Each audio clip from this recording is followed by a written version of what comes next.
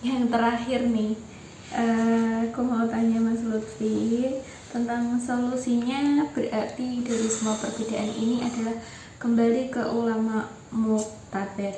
Gimana sih penjelasannya itu? Karena itu kembali ke Al-Quran dan Sunnah, tidak bisa dipahami dan diaplikasikan secara mentah begitu saja.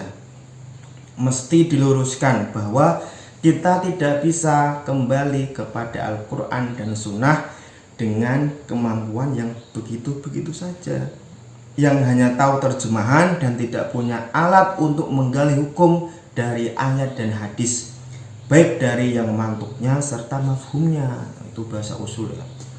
Kalau terus dipaksakan dengan kemampuan yang sangat minim tersebut, akhirnya malah menghasilkan pemahaman yang aneh, yang justru itu malah menghinakan syariah dan bukan memuliakannya, karena berani menghukumi sesuatu yang sama sekali ia tidak kuasai.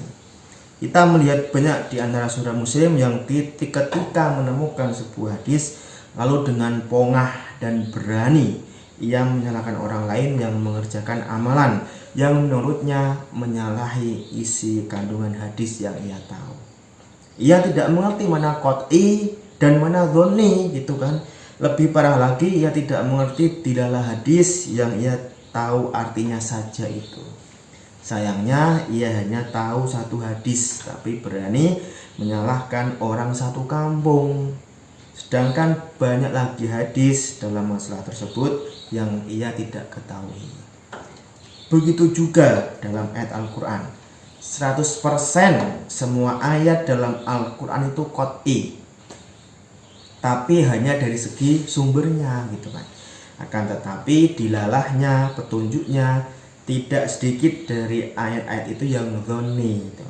Contoh yang paling simpel adalah kata quru dalam surat Al-Baqarah ayat 228.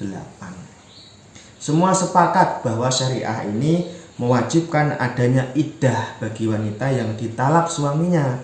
Akan tetapi ulama berbeda pendapat tentang hitungannya, mengingat bahwa kata quru itu punya makna bersayap. Bisa berarti masa suci, bisa juga masa haid gitu kan. Jadi dilalahnya, petunjuknya itu dhonni, artinya masih ada ihtimal, kemungkinan lain, arti lain lah gitu. Karena itu tidak bisa seorang mujtahid memaksakan ijtihadnya atas makna quru itu kepada mujtahid lain yang punya ijtihad berbeda. Begitu juga pengikutnya.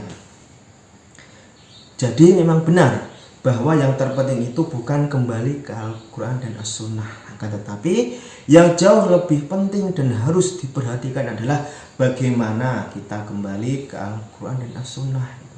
Lewat siapa? Lewat perantara siapa? Jangan kita memahami sendiri gitu. Apakah jalan yang ditempuh untuk kembali ke Al-Quran dan Sunnah sudah benar sebagaimana pemahaman salaf, atau memang benar-benar kembali ke Al-Quran dan As-Sunnah dengan bebas gitu kan. Jadi gini lor,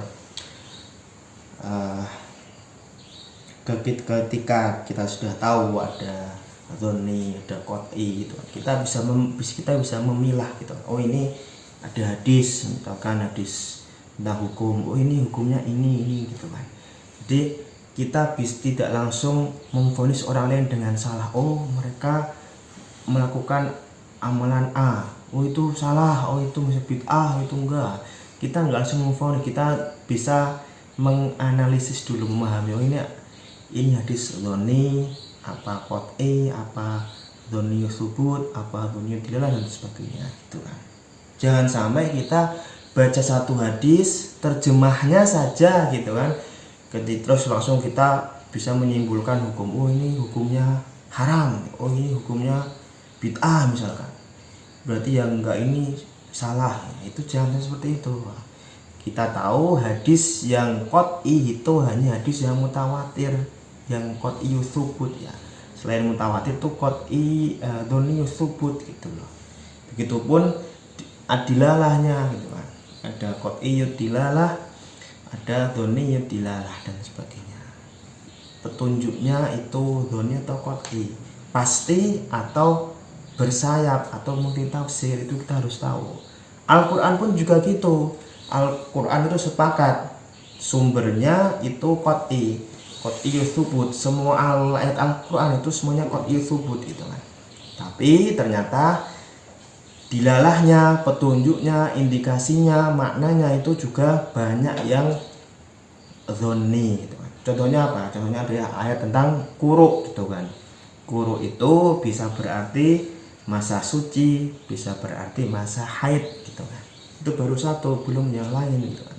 Jadi sudahlah, artinya kalau kita nggak tahu ilmunya, kalau kita memang masih awam, masih baru bisa baca terjemahannya gitu kan, udah nggak usah aneh-aneh gitu, nggak usah terlalu pusing dengan kesimpulan hukum. Serahkan kepada ahlinya, kepada ulama fikih, ulama hadis dan sebagainya. Udah cukup itu aja, kita tinggal ikut fatwa mereka aja, nggak usah aneh-aneh kita baca hadis, baca Quran kita simpulkan sendiri, kita nggak punya ilmu ini qat'i apa dzonni gitu kan, bingung gitu kan, malah bingung nanti bubar aja gitu loh. Jadi ya udah lor gitu. Artinya slogan kembali kepada Al-Quran dan As-Sunnah itu perlu ditambahkan gitu kan. Artinya kita harus kembali ke Al-Quran dan As-Sunnah dengan merujuk pemahaman para ulama, bukan merujuk pemahaman kita sendiri, karena kita tidak punya kapasitas apapun. Kita masih dalam tahap belajar, baru bisa bahasa Arab sedikit gitu kan, baru bisa baca kitab sedikit, baru bisa terjemahannya apalagi.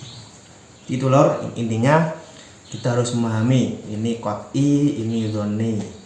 Qat'i tsubut, qat'i dilalah, dzonni tsubut, dzonni dilalah. Sumbernya pasti atau dzonni, petunjuknya pasti atau dzonni, atau hanya duga-duga. Nah, itu kita harus tahu. Sehingga ketika kita tahu, kita akan lebih bijak, lebih wise untuk bisa melihat sesuatu, apalagi ini fikih gitu kan.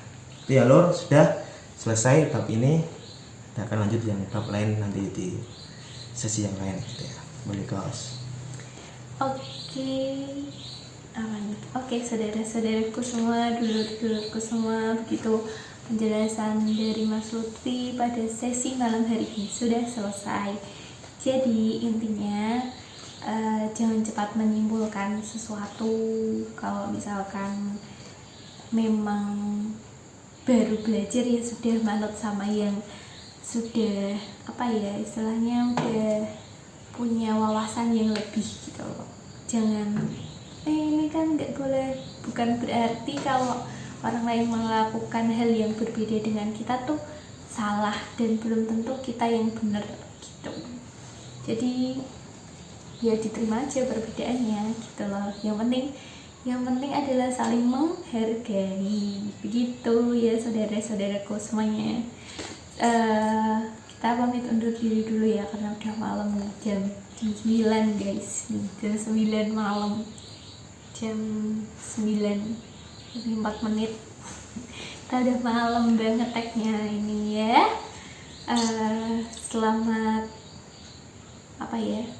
Selamat mendengarkan penjelasannya Mas Lutfi.